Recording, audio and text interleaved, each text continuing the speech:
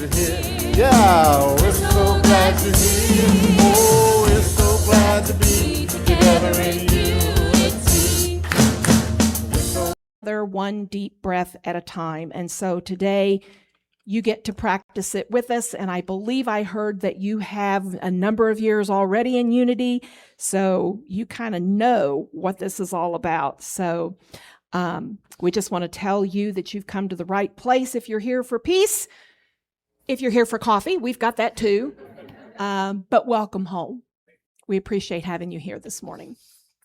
All right, so we have been talking about unity through the decades and the spiritual message and shadow that have been carried forward from each of those decades. And we started with the 50s last week. We got to do the 60s. No, we started with the 50s. No. Yes. We started with the 50s. Yeah. That's what I said. Anyway, today we're up to the 80s. We had fun last week with the 70s. And now we're going to take a little bit of a turn as we come into the 80s. It's a little different from the 70s. So, well, there's a lot that happened during the 1980s. We're calling this From Success to Significance. A unity perspective is what we want to give you today, a unity perspective on this idea of individual empowerment, right? And the 1980s were all about that, becoming more empowered. The 60s asked, how can we change society? The 70s asked, who am I? And in the 1980s, they began asking a new question, what can I become? Interesting, right? It was a decade of tremendous creativity, innovation, opportunity, and ambition. Humanity learned that each individual possesses incredible power to create, invent, and transform the world. Yet it also discovered an important spiritual truth, that outer success alone is never enough, right? Prosperity without compassion eventually leaves the soul hungry. It was the age of possibility. There was just an explosion of creativity. Almost overnight, the world became smaller and faster. Remember the first personal computer to come into homes? I remember her dad got one, and we said, what is this strange thing? And, you had to really be able to understand coding in order to be able to work. So we bought an Apple computer, one of the original ones, one of those matrix printers. Dot printers, yeah. And we thought we were going to figure it out. We never did. I don't know whatever happened to that computer. I don't either. We spent a hard-earned tax refund on that thing. Yeah. And never could. The guy showed us how to boot it up. Everything ran in DOS back then, and we never did figure it out. What a waste. And the first cell phones. Yes. Were like big, like bricks. Bricks. And of course, cable television connected us with 24-hour news. Remember when CNN first came on and it just, constant news? Then MTV. Anybody here remember MTV? It turned music into a visual art form. Video games became very popular. Throw out some names of some of the video games you played in the... Pong. Donkey Kong, Pong. What else? Pac-Man. Yes. Yeah. Space Invaders. Frogger. Space Invaders. That's right. We thought we were really, we were really advanced, And we were at the time. And so space exploration continued with the space shuttle, So there was a lot of innovation and creativity. There were medical breakthroughs that improved the survival rate from many diseases. Do you know that every decade the survival rate is better and better and better? Mm-hmm. Now, the quality of that may not be as good because maybe the food needs a little help. But as far as people living longer, people are living longer. So people begin believing that if you could imagine it, then we can build it. If you can think it, we can build it, which is a deeply spiritual principle that Charles Fillmore talked about, co-founder of Unity. He said that thought is the builder. Thought is the builder. Everything first exists as an idea. The computer was first an idea in somebody's mind. They thought about it. Oh, wow, could do this, could do that. The internet was first an idea. The skyscraper, a song, a family deciding to have children. It was first an idea. Well, sometimes. A ministry. Everything begins in consciousness, doesn't it? And so the 80s reminded humanity that we are all co-creators with life, with God. Isn't that wonderful? How many know what this is? Yeah. Yeah, I just set mine to stun because it was sitting over there beeping and blipping. This iPhone contains more computing power than NASA had when they landed astronauts on the moon. Yeah. Right? Everything, it's just amazing. But it all started through somebody's imagination.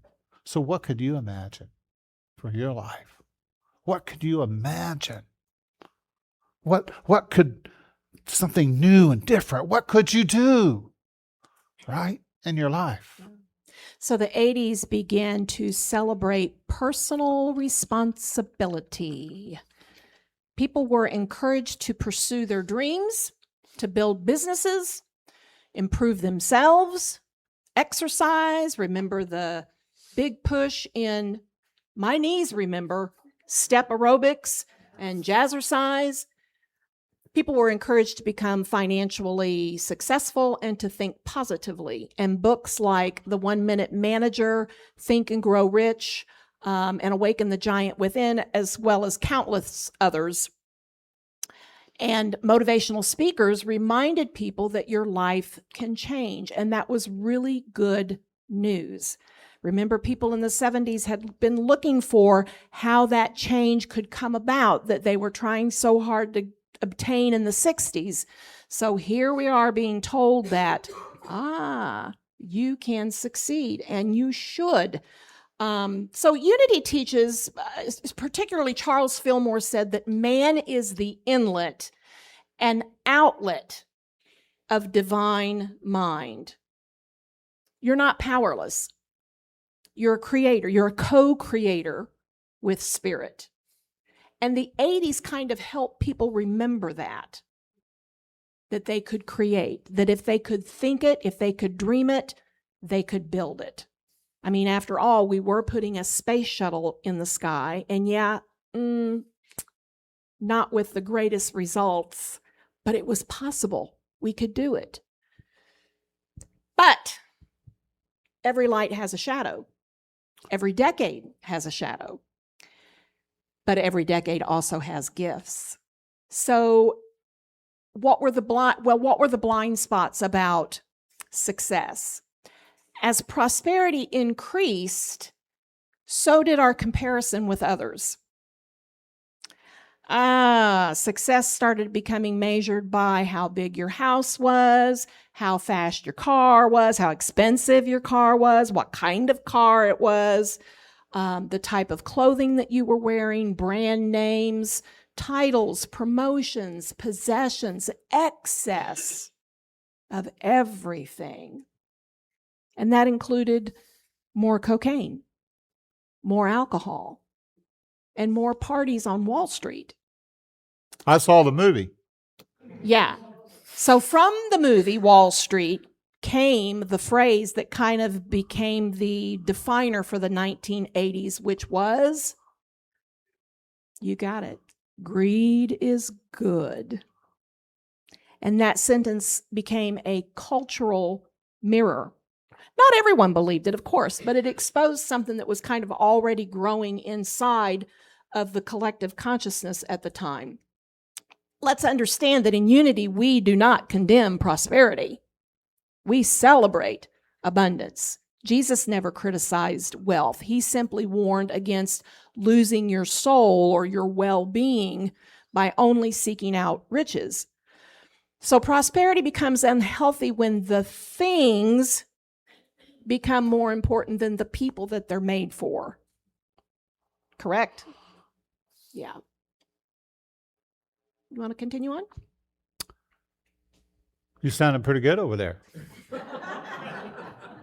You know, there's nothing wrong with having a great life, right? I mean, that's what we all desire. We want to travel the world. We want to build a business. You should be enjoying your success. Mm-hmm. See, that's one of the points in unity is we want people to enjoy what they have, enjoy what you do. We want you to find the fun, right? And rediscover what it means to be like a little child, you know, and approach life with the beginner's mind, to come at life from the inside out, you know? I mean, that's what it's really all about. So prosperity is a divine idea. Abundance is a divine idea. There are more apples that fall to the ground and rot than will ever be eaten by a human being. That's abundance. Mm-hmm. That's divine abundance. There's so much good for everybody. And so, but the question that we need to ask ourselves, that we need to be aware of, is how can I use my blessings, my prosperity, to bless the whole, right? How can we use what we have to extend it beyond just myself or just my family? Mm-hmm. You know, because we're seeing more and more that we are becoming global citizens. Because when a new disease erupts way over there somewhere, you know what? Somebody's going to pick it up and bring it over in an airplane to us. And so we need to be aware and sensitive to all of this and realize that we are all connected, right? We are all connected. And we're all one, you know, we're all one spirit, one people.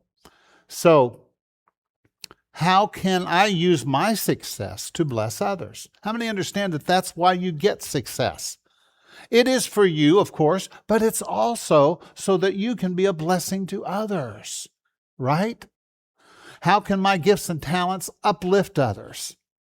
See, the lesson of the 80s wasn't that prosperity was wrong. It was that prosperity finds its highest purpose when it begins to circulate, right? Because prosperity is a river. It's a river of abundance. Money flows, kindness flows, wisdom flows, love flows. And whenever these things stop flowing, then there becomes blocks in our river. There becomes dams that keep that energy from moving. How many understand that inside of your body you have this circulatory system and your blood needs to flow? That's why when you get up in the morning, you want to move around a little bit, right? Get the blood circulating. You know, maybe take a little cayenne pepper, mix it in some warm water and... Oh, you don't do that? Hey, it's better than nitroglycerin. Because it will help to shock you awake, you know? Yeah. Okay. Well, I just threw that in for free. I know, you got that for free. Nowhere else this morning will you hear that, probably. So another thing that began to happen in the 80s is that the cultural mood shifted dramatically. Now, remember in the 60s, we had the hippies, and they were seeking after peace. And the 70s, they were searching for themselves. Along comes the 80s, and now we have the emergence of a population referred to as the yuppie. You know who the yuppies were? They were formerly hippies. Who decided it's time to go to work? The yuppies, that stood for young urban professionals, and they were people who wanted better careers, better opportunities, and maybe they were those hippies that had been out sleeping in the rain and the mud and all that and decided that, hey, I think there's probably something better than this. So every parent wants a better life for their children. That desire for well-being is really a sacred and holy desire put there by Spirit. But the challenge, as we were saying, comes when that drive for success becomes your identity, that what I own becomes more important than who I am. So we just need to remember that our true worth is never determined by our net worth. Yeah. Did you get that? All right. Yeah. You are valuable just because you're a divine creation. Absolutely. That's your worth. Absolutely. You don't need anything else. I remember when I was growing up, politics wasn't very, in our household, we didn't talk a lot about politics. And if we did, it was like a horse race. Which one is better looking, sounds like they're decent people, maybe they're a little taller than everybody else. And I'm just speaking about my family. And that's who they voted for.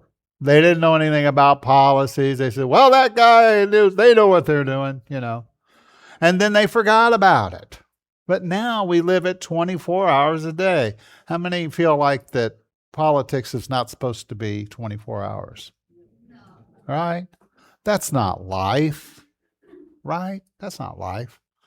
So, but politics gradually became less about solving problems together. Let's say it together. Solving problems together. And it became more about defeating the other side. How many know that political parties are not in the Constitution? I just like to remind people of that every once in a while. It's not in there, right? It was something that we created. And so maybe there's a better way. I don't know. I'm thinking about it. Are you? So fear becomes profitable. I remember one of my first jobs was selling security systems. And they taught us, this was back in the 80s, they taught us how to sell those security systems. So you knock on their door and then you point out to them, most break-ins are at your front door. People just kick the door right in. So, oh, is that right? And then you walk through the house and then before you know it, they're writing a check for $5,000 for this AT&T security system, and then they forget to turn it on. And it's such a nuisance, they never use it. You know what I mean? So that's what I did in the early 80s for a while. And there was a climate of fear that was very pervasive through the 1980s. And it was propelled by a couple of things. First, there was the stranger danger. There was a young boy, Adam Walsh, in Florida, who was kidnapped, and it became the national obsession. And that really, truly put the final nail in the ability for children to go out and just roam the streets freely, because now we had seen what could happen. He was in a department store and was left for just a few moments and abducted. So parents begin to understand that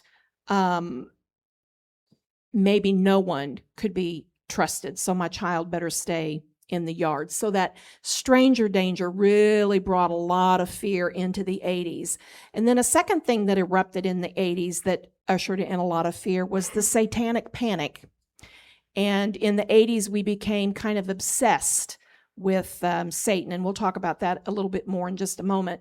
But there was this pervasive sense of, I can't trust anyone. I better get a security system. because I don't know. Hey, I've got one for you. I know. That's why you were able to sell them so well at that time, because there was a lot of fear in the 80s. But before we move on to that, let's talk about The Jesus movement. There was in the 70s that was growing out of the 70s and the early 80s, the Jesus People movement. And young people, many of them were, discovered spirituality in a fresh way.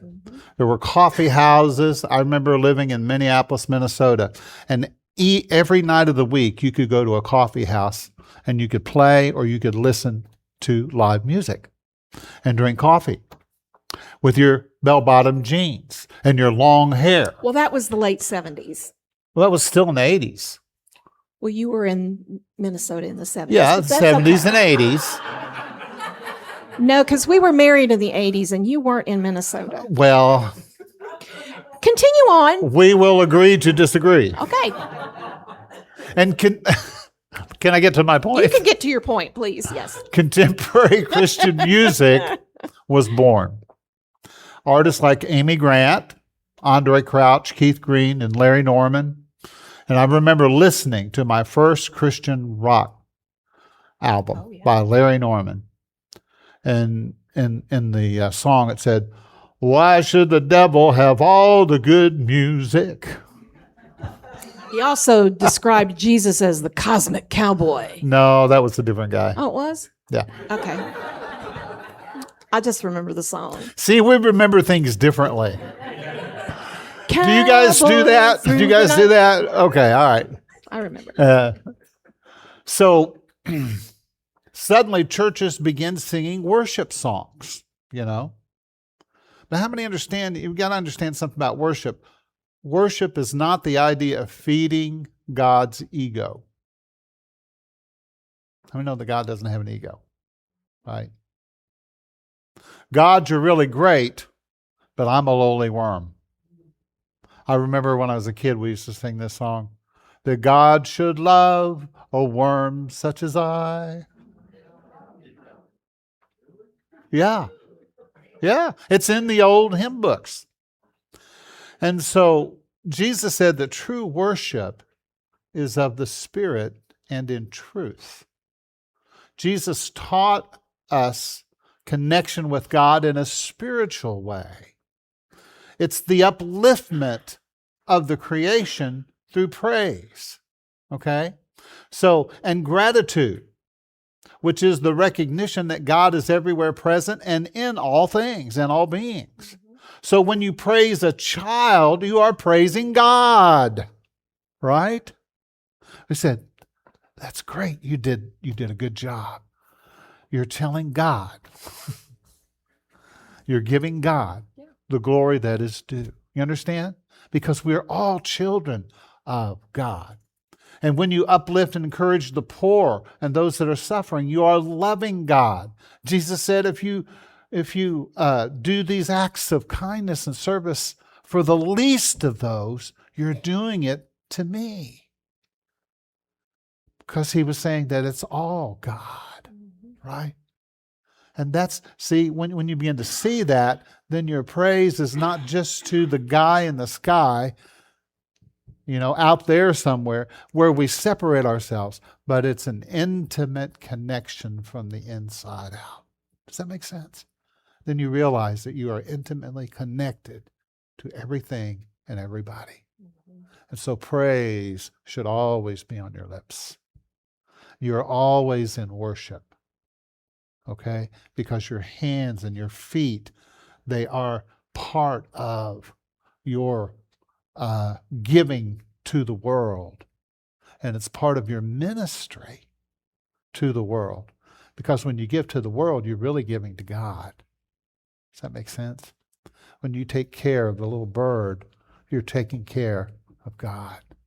Does that make sense? I remember, I guess I don't need to talk about that, do we? Yeah, all right. Yeah, You guys just missing out on that. Tell them about that one. So much of the focus became in the church to invite Jesus into your heart. Have you heard that phrase before? Just come forward and invite Jesus into your heart. And yet Jesus himself spent far more time teaching about something else, the kingdom of God. He talked about the kingdom of God and developing the Christ spirit within. So unity teaches that Christ is not Jesus's last name. Christ is our shared divine identity. And H is not his middle initial. No. I just thought you should know that if you've ever heard that. Yeah. Yeah. So you know how you get mad at your kids and you say, Christopher, Gabriel, King, Jesus, H, Christ. So unity taught that the divine potential is present within the heart of every human being. And Jesus didn't simply say, believe in me. He said, the work that I do, you will do also. He continually invited people into their own divine nature. We used to sing a song, Be Like Jesus. Oh, to be like Jesus. But none of us really believed it. None of us really believed it. No, no. So in unity, we teach that is exactly the point, to be like Jesus. It's not about mentally agreeing on particular doctrinal stances and statements and positions, but it's about awakening to that Christ potential that resides within us in your own unique way and in your own time, because each of us are on a journey that is unique to us. So spirituality really is about the matters of the heart. The matters of the heart. Yeah. The church was kind of taking that in a different direction. Yeah. And one of the things that happened in the 80s was there were a lot of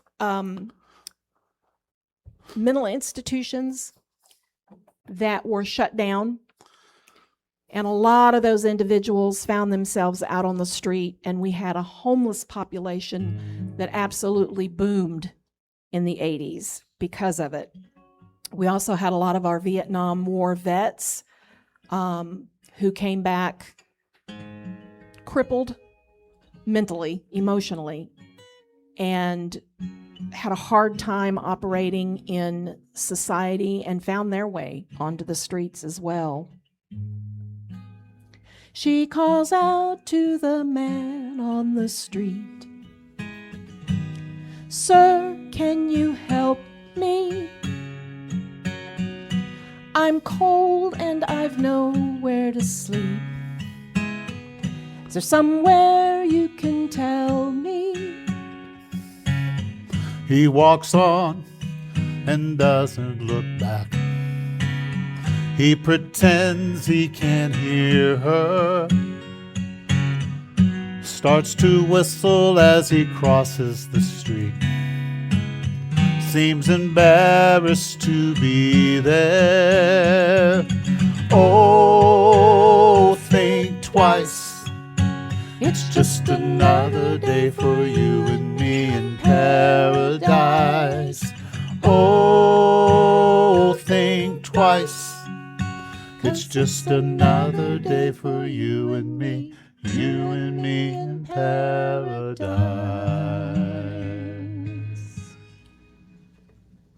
And of course, Phil Collins with Genesis made that song very popular in the 1980s. But what is the question beneath that song? Who's my neighbor? What responsibility do I have for another human being? And so the 80s asked us whether prosperity was for some was enough. Was there something more that was needed?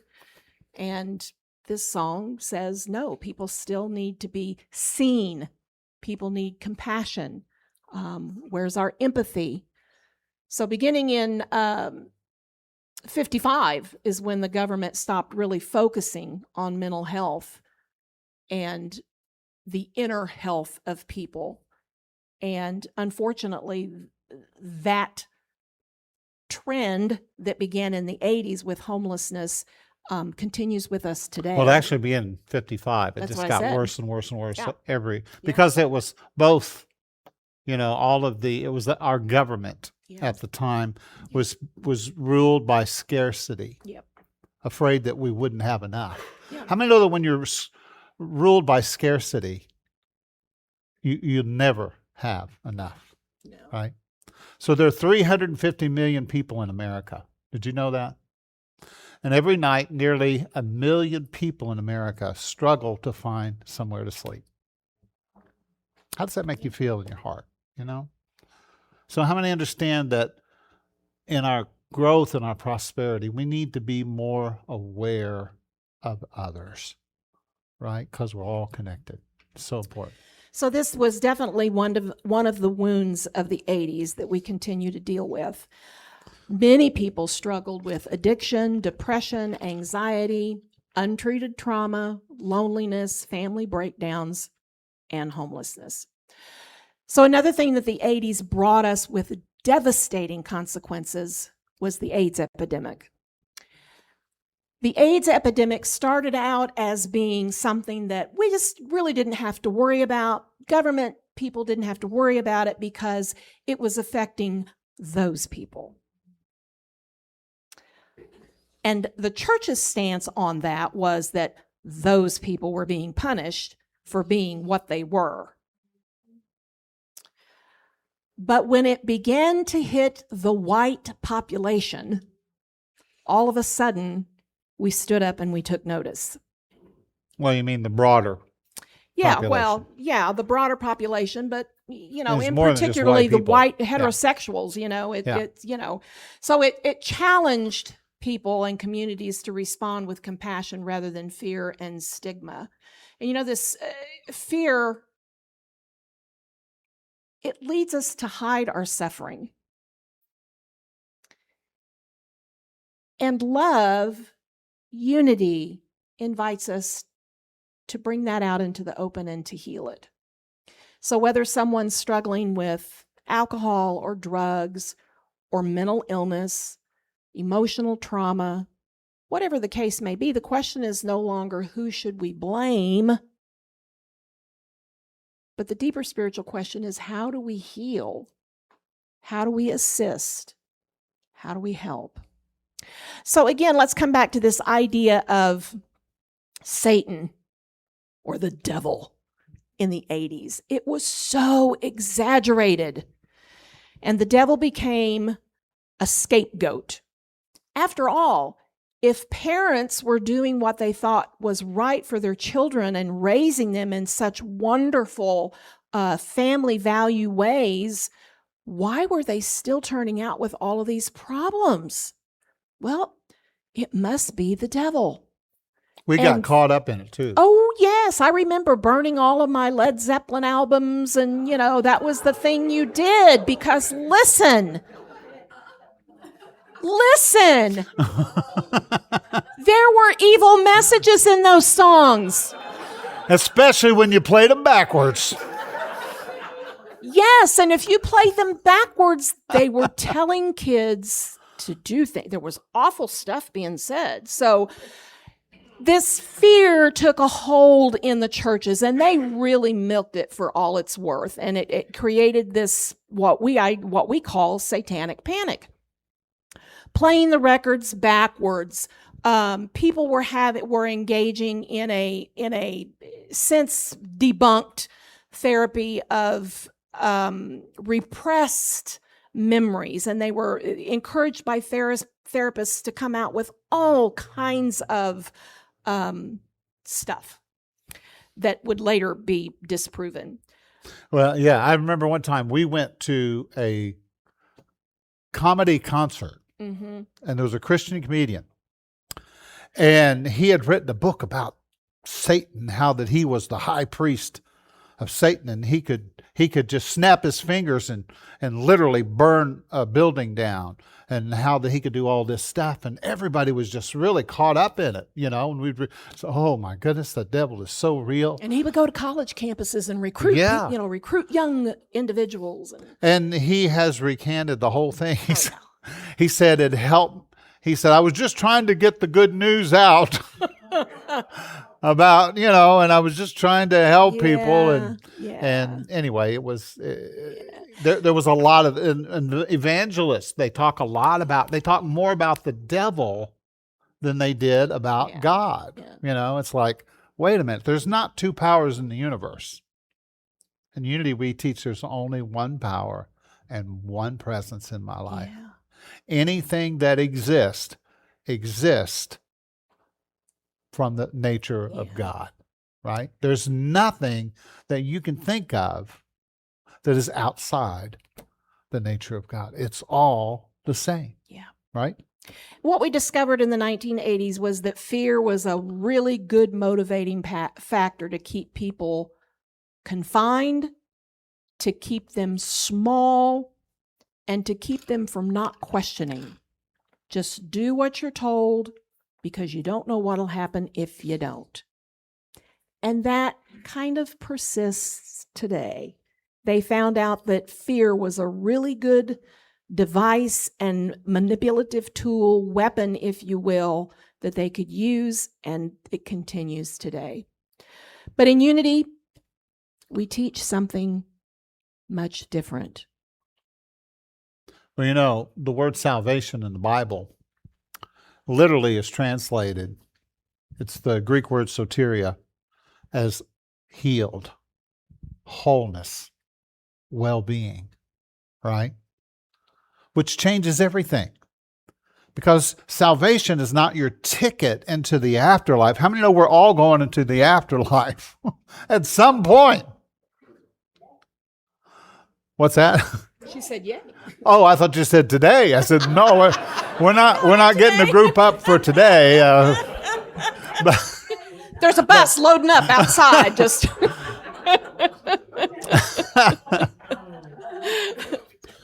But people rarely heal because they are condemned or criticized. no.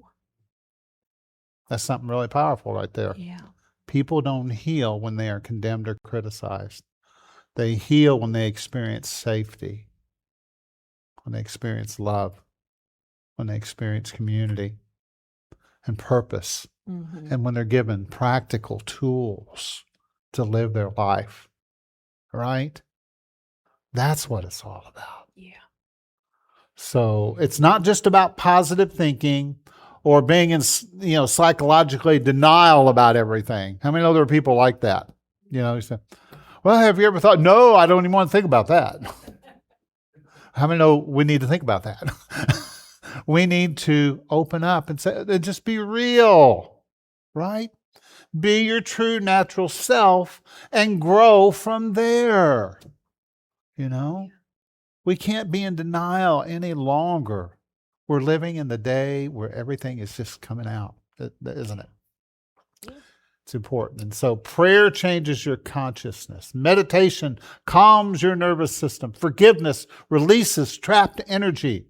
Community reduces isolation. And compassion restores dignity. Now, why wouldn't we want that? Isn't that the message that Jesus gave? Isn't that the good news?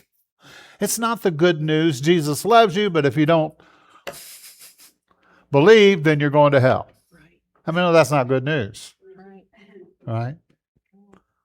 So these are the lessons of the 80s. They taught us to dream big, to create boldly, to prosper joyfully, to take responsibility. And they also taught us that without compassion, success becomes empty. Without service, prosperity becomes self-centered. Without love, achievement can never satisfy the soul. All right, your handout is on the front table if you choose to. So now as we move into our meditation, we're going to turn our lights down. I want to invite you to just take a couple of deep breaths and settle into your space. Just allowing your shoulders to relax. Maybe dropping them a little bit. Feeling any weight dropping off. Just allowing yourself to be fully present.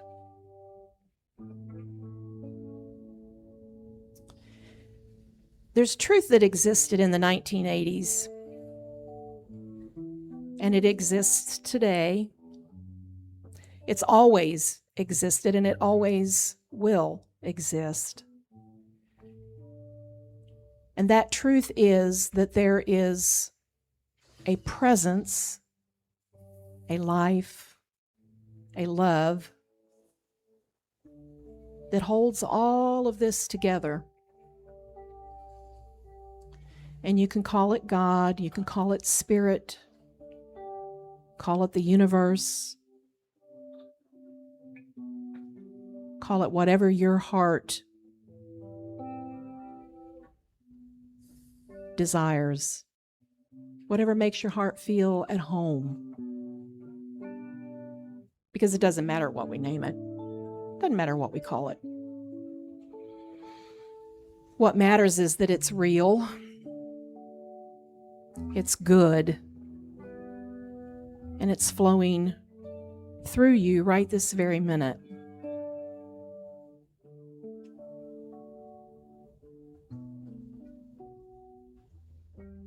You are not an accident. You're not a mistake. You're not defined by mistakes.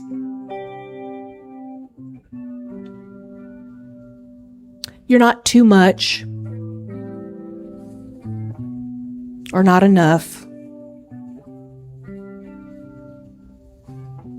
You are a perfect, priceless expression of something infinite.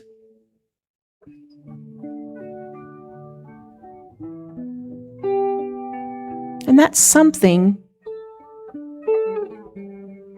is unconditional love and joy, and not the kind of joy that depends on a sunny day or a good hair day, but it's the kind that lives underneath everything.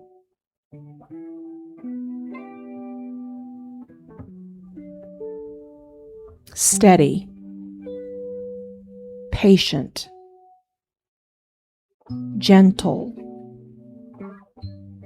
always there, always waiting for you to remember it and to choose it. Our thoughts are not just passing clouds, they shape our experience. They build our days. Our thoughts build our lives. So what is it that we want to build?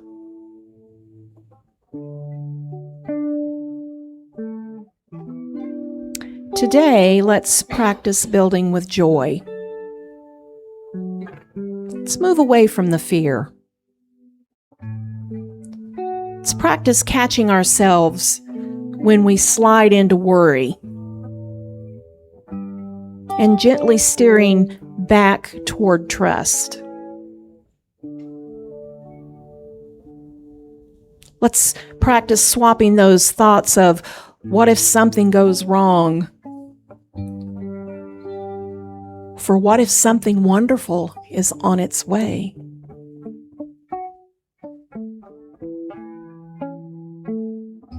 And when we do this, we're not practicing toxic positivity. It's not about ignoring real pain. It's about refusing to let pain have the final word in our lives. It's about remembering that that unconditional love and joy is bigger than our problems, stronger than our fears.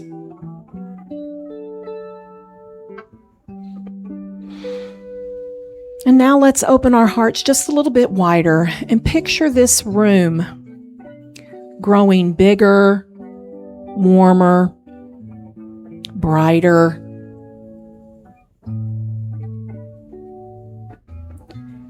And one by one, invite the people that you love to step into this space with you.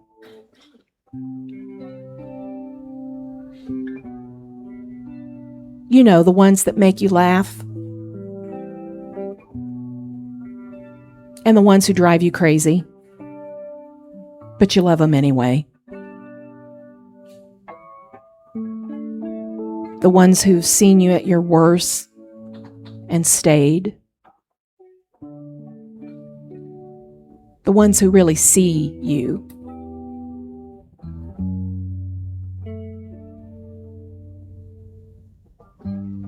Send them a wave of warmth and unconditional love, and tell them without words that they're not forgotten.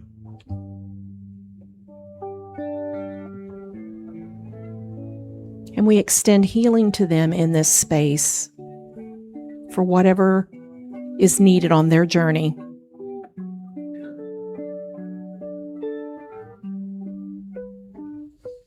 We just hold them all.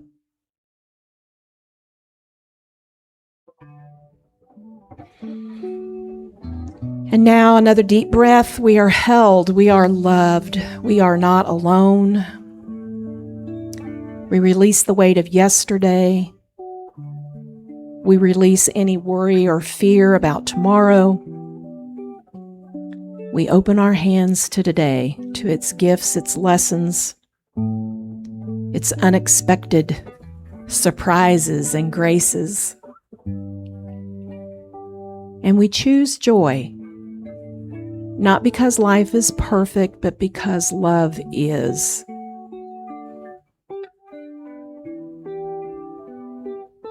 We bless our global community, all those near and far, seen and unseen. We bless ourselves exactly as we are, and trust that all is unfolding as it should. And now, for just a short bit, let's take all of this in and relax into the silence.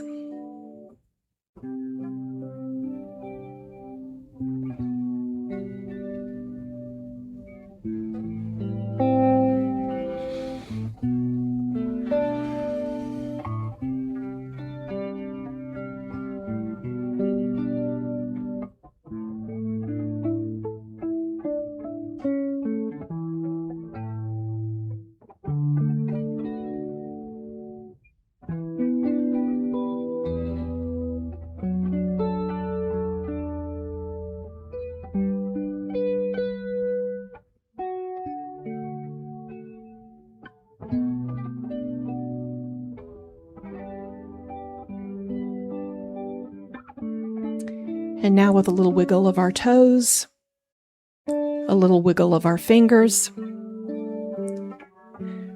we bring our focus and awareness back into the room, into our seats, into this moment. And we say, thank you, Divine Spirit. And so it is. And now gently, ever so gently, take a stretch. And turn the lights back up.